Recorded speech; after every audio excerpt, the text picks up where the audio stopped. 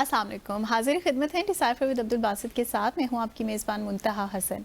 नाज़रीन, आज decipher with Abdul Basit में जो अहम दिलचस्प मौज़ूआत आपके लिए हम लेकर आए हैं उनमें शामिल हैं मुत्तहिदा अरब अमारात और इजराइल की गहरी दोस्ती, सूडान की खाना जंगी में यूएई की मुदाखलत, ब्लूमबर्ग की भारत के हवाले से डॉक्यूमेंट्री और पाकिस्तान नेवी में भी एक नई अहम पेशरफ्त को भी हम आज के अपने डिसाइफर करेंगे। So let's begin the show. Welcome Basit साहब। बहुत शुक्रिया मुंतहा। बिस्मिल्लाहिर्रहमानिर्रहीम और डिसाइफर देखने वालों को अस्सलाम वालेकुम। तो बासित साहब, मुझे तो समझ नहीं आ रहा, अजीब सी कन्फ्यूजन है कि एक जानिब इजराइल की गज़ा में जेनोसाइड और दूसरी ही जानिब इजराइल के मुत्तहिदा अरब अमारात के साथ बढ़ते हुए ताल्लुकात। क्या नाम देंगे इसको? चलिए, आज आपसे एक सवाल मैं पूछता हूँ जी। आप गेस कर सकती हैं कि इसराइल और यूएई के दरमियान कितनी फ़्लाइट्स होंगी वीकली? अंदाज़ा लगाइए ज़रा। होनी तो वैसे अगर मुझसे पूछते हैं तो एक भी नहीं होनी चाहिए, नहीं, जो कुछ वो चल तो है ही रहा है है, ना, लेकिन सिंस डिप्लोमेटिक रिलेशंस मतलब है पाकिस्तान तो और यूएई की फ़्लाइट्स देखिए तो अंदाज़ा लगाइए कितनी फ़्लाइट्स होनी चाहिए पर वीक पर वीक। 10, 12, 15 और आगे जाइए। और आगे 50, 60, और 70, आगे 100, 100 से भी आगे 200, 200 से ज़रा कम कर दीजिए। 150। एक रिपोर्ट के मुताबिक 152 फ़्लाइट्स हैं वीकली इसराइल और यूएई के ओह दरमियान। My God. तो इससे आप अंदाज़ा लगा सकती हैं कि 2020 में जब इमारात ने इसराइल को तस्लीम किया, अब्राहम एकॉर्ड्स में शामिल हुआ, तो उस वक्त से लेकर अब तक कितनी गर्मजोशी पैदा हुई है ताल्लुकात में, और क्या ज़बरदस्त ताल्लुकात हो गए हैं। इसके अलावा इस वक्त तकरीबन 3 बिलियन से ज़ायद तिजारत भी हो रही है दोनों ममालिक के दरमियान, और अब इरादे कुछ ये हैं कि अगले कुछ सालों में इसको $10 बिलियन तक लेकर जाना चाहिए। अब्राहम एकॉर्ड से पहले यहूदी कम्युनिटी थी, कुछ थोड़ी बहुत सैकड़ों में थी, 300-400 के लगभग होगी, लेकिन अब तकरीबन 3000 इसराइली मुकीम हैं यूएई में, और साथ साथ 1000 इसराइली फर्म्स जो हैं उन्होंने अपने ऑफिसेस खोल लिए हैं दुबई में या अबू धाबी में। तो इससे आप अंदाज़ा लगाएं कि इसराइल कितना फोकस कर रहा है इस वक्त। मतलब ये फोकस कर रहा है या कि कैप्चर कर कुछ रही है, लोग जैसे तो कहते यूनाइटेड हैं स्टेट्स को किया था, अब यूएई की बारी है उसी तरह यूएई से। तो देखिए, मैं कहना तो नहीं चाहता क्योंकि इमारात हमारा भी एक करीबी मुल्क है, दोस्त है, लेकिन ये है कि इमारात की जो इस वक्त सारी पॉलिसीज़ हैं वो अगर आप देखिए, एक तो गज़ा में जेनोसाइड हो रहा है। जब अब्राहम एकॉर्ड्स हुए थे और उसमें एक जो फ़िक्र रखी गई थी, एक आप कह लीजिए इसराइल और अमारात के दरमियान, कि अगर इसराइल ने अपनी जो सेटलमेंट्स हैं मगरबी किनारे में वो ना रोकी या उनको एक्सपैंड किया तो फिर हम ये ताल्लुकात ख़त्म कर देंगे। लेकिन ऐसा हुआ नहीं जी। वो सेटलमेंट्स तो बढ़ती ही जा रही हैं, लेकिन अमारात और इसराइल के ताल्लुकात ही बढ़ते जा रहे हैं। और गज़ा के बाद भी कोई ऐसा हमने स्टांस नहीं देखा इमारात की जानिब से कि उन्होंने अपने सफारती ताल्लुकात ख़त्म कर दिए हों या तिजारत ख़त्म कर दी हो या इसराइली फ़्लाइट्स कम कर दी हों, बल्कि और बढ़ रही हैं। इस तरह अज़रबैजान का भी यही मामला है। अज़रबैजान को कि हमारा बहुत ही करीबी दोस्त है, हमारे प्राइम मिनिस्टर इस वक्त अज़रबैजान में भी हैं, वहाँ का दौरा कर रहे हैं, और कश्मीर में बड़ी हमें सपोर्ट मिलती है अज़रबैजान की जानिब से। इसलिए अज़रबैजान और भारत के ताल्लुकात में कुछ प्रॉब्लम्स हैं, लेकिन दूसरी जानिब अज़रबैजान और इसराइल के बड़े ज़बरदस्त ताल्लुकात हैं।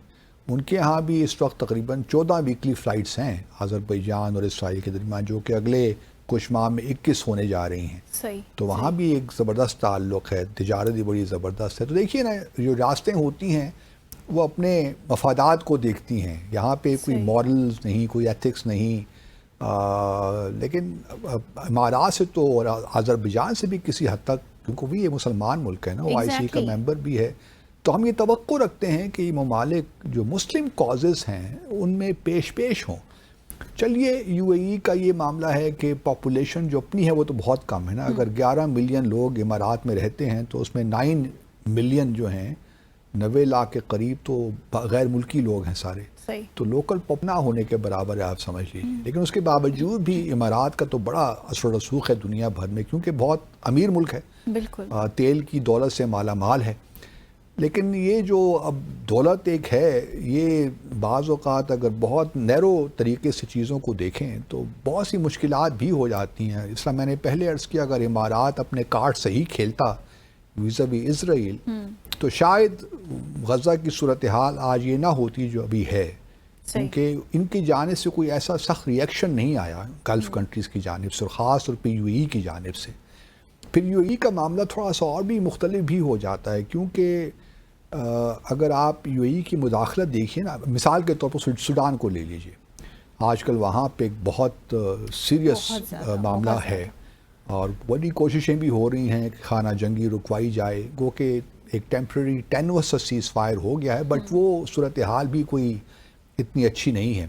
جب سے عمر البشیر کو ہٹایا 2019 سے میرے خیال میں، یہ جو آر ایس ایف ہے نا، ریپڈ سپورٹ فورسز، اور دوسری جانب میں سوڈانیز آرم فورسز، ان کے درمیان اب خانہ جنگی شروع ہو گئی. حالانکہ یہ دونوں جو جنرل حمدان حمتی جنہیں کہتے ہیں اور جنرل برہان جو کہ ایس اے ایف کے سربراہ ہیں، انہوں نے مل کر جو بشیر ہیں، عمر البشیر، ان کو ہٹایا تھا.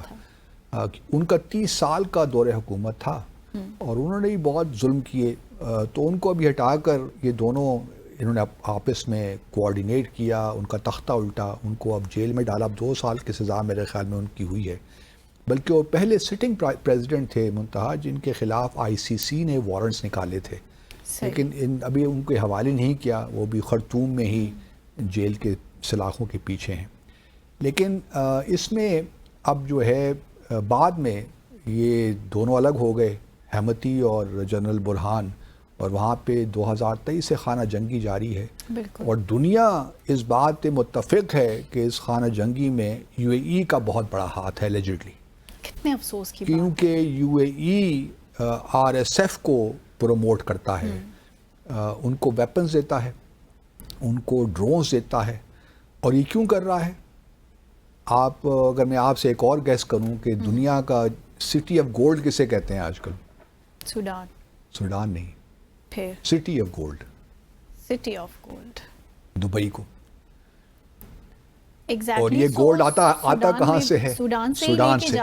دنیا بھر سے پرولونگ ہوگا تو ہر لحاظ سے ان کے حق میں ہے. دنیا بھر سے گولڈ لیتے ہیں، لیکن سوڈان میں چونکہ بڑی زبردست گولڈ مائنز ہیں، لیکن جو کہ سائنٹیفکلی یا ماڈرن طریقے سے نہیں رن کر رہی. ابھی کوئی ایسی گولڈ مائنز تو ہیں، کاپر بھی ہے، آئل بھی ہے، لیکن سوڈان کا معاملہ یہ ہے کہ آرٹیزنل مائنرز ہیں، جو کہ ہاتھوں سے جو ہیں گولڈ مائنرز وہ نکالتے ہیں سونا، وہ پھر چلا جاتا ہے کچھ ایریا میں جو کہ ساؤتھ سوڈان اور پھر پورٹ آف سوڈان کے ذریعے یو اے ای پہنچ جاتا ہے، اور ان کو بہت سستے داموں میں ملتا ہے.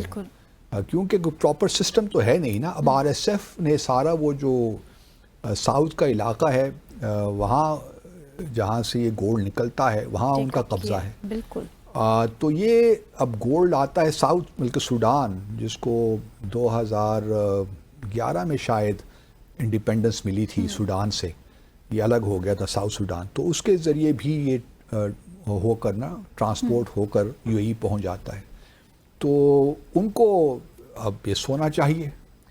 اس سونے کی خاطر پورے سوڈان کو اس وقت انہوں نے خانہ جنگی کی نظر کر دیا. تقریباً 25 ملین لوگ اس سوڈان کے بھوک کا شکار ہیں، انٹرنلی ڈسپلیسڈ ہو گئے ہیں. 50 ملین کی پاپولیشن ہے، اس میں آدھی پاپولیشن. اور اس وقت تو واقعی جو الفاشر جو دارفور میں ہے، اس میں جو قبضہ انہوں نے کیا آر ایس ایف نے، ایسی تباہی مچائی، خواتین کو، بچوں کو ایسا قتل کیا، ہزاروں کے حساب سے. اور ابھی ہیومن رائٹس کی رپورٹس آ رہی ہیں، لیکن جو وہاں پہ ظلم روا رکھا گیا، اللہ کی پناہ. اور یہ آپ مسلمان آپس میں لڑ رہے ہیں. جب تو یہ ہونا کہ سوڈان کوئی کرسچنز ہوں، مسلمان ہوں، یہودی ہوں، یہ تو دونوں طرف مسلمان ہیں. اور ایلیجٹلی یو اے ای کا بہت بڑا کنٹریبیوشن ہے اس ساری خانہ جنگی میں. اب یہ جب میں باتیں دیکھتا ہوں تو پریشانی تو ہوتی ہے کہ مسلمان دنیا کس طرف جا رہی ہے. یو اے ای کے پاس اگر دولت ہے تو اس کا صحیح استعمال بھی ہو سکتا ہے نا. اب ان حکمرانوں نے تا قیامت تو زندہ نہیں رہنا, مر بھی جانا ہے, تو کیا لیگسی چھوڑ کے جا رہے ہیں. ہماری تو یو اے ای سے بہت زبردست توقعات ہیں, مطلب ہمارا بھی بڑا اچھا تعلق ہے, ہمارے بھی تقریباً بہت سے لاکھوں لوگ وہاں کام کرتے ہیں, تقریباً $7 بلین کی ہمیں ریمیٹنسز بھی آتی ہیں ہر سال. پھر ہماری ٹریڈ بھی اچھا ہے, 10 بلین کے قریب ہے, وہ کہ balance of trade you A ای کی فیور میں ہے, بٹ اسٹل ہمارے تعلقات اچھے ہیں. اور جب یو اے ای نیا بن رہا تھا یا تو ہم نے ان کی بڑی مدد کی, کیونکہ ہمارے انسٹیٹیوشنز بڑے زبردست تھے. پی آئی اے کی بات ہوتی ہے, امارات کو کس نے کھڑا کیا؟ پی آئی اے نے کھڑا کیا. پی آئی اے کہاں ہے بائی دا وے؟ تو بہرحال کہنے کا مقصد یہ ہے کہ جو بھی اس وقت سوڈان میں حالات ہیں, غزہ میں حالات ہیں, اور جس طریقے سے امارات کی دوستی چل رہی ہے اسرائیل کے ساتھ, یہ کوئی اچھا تاثر نہیں پیدا کر رہے ہیں.